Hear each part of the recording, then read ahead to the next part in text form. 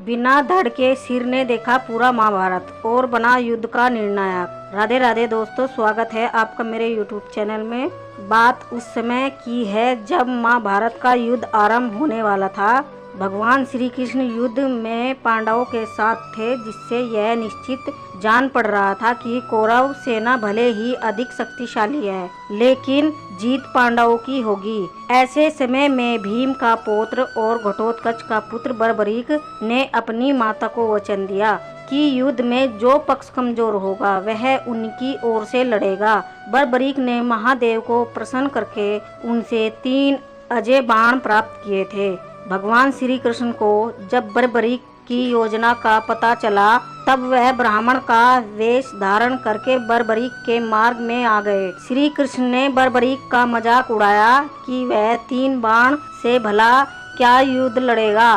कृष्ण की बातों को सुनकर बर्बरीक ने कहा कि उसके पास अजय बाण है, वह एक बाण से ही पूरी शत्रु सेना का अंत कर सकता है। सेना का अंत करने के बाद उसका बाण वापस अपने स्थान पर लौट आएगा। इस पर श्री कृष्ण ने कहा कि हम जिस पीपल के वृक्ष के नीचे खड़े हैं, अपने बाण से उसके सभी पत्तों को छेद कर दो, तो मैं मान जाऊंगा कि तुम एक बाण से युद्ध का परिणाम बदल सकते हो। बर्बरीक ने चुनौती स्वीकार करके भगवान का स्मरण किया और बाण चला दिया। पेड़ पर लगे पत्तों के अलावा नीचे गिरे पत्तों में भी छेद हो गया। इसके बाद बाण भगवान श्री कृष्ण के पैरों के चारों ओर घूमने लगा, क्योंकि एक पत्ता भगवान ने अपने पैरों के नीचे दबाकर रखा था। भगवान श्री कृष्ण जानते थे कि युद्ध में विजय पांडवों की होगी और माता को दिए वचन के अनुसार बर्बरीक कौरवों की ओर से लड़ेगा,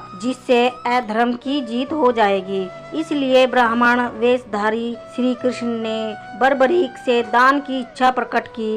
बर्बरीक ने दान देने का वचन दिया। तब श्री कृष्ण ने बर्बरीक से उसका सिर मांग लिया। बर्बरीक समझ गया कि ऐसा दान मांगने वाला ब्राह्मण नहीं हो सकता। बर्बरीक ने ब्राह्मण से कहा, आप अपना वास्तविक परिचय दीजिए।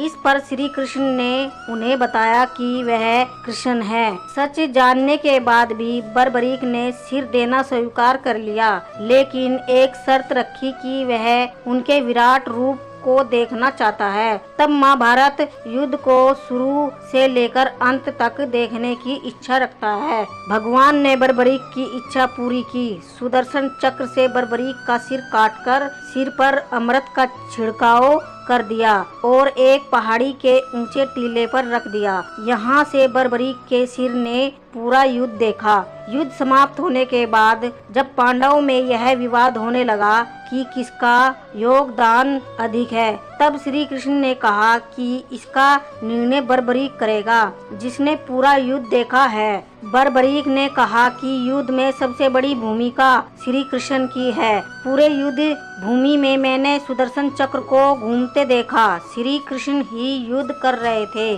और श्री कृष्ण ही सेना का संहार कर रहे थे। दोस्तों, महाभारत से जुड़ी यह कथा आपको कैसी लगी हमें कमेंट बॉक्स में लिखकर जरूर बताइए। चैनल पर नए हो तो चैनल को सब्सक्राइब कर देना।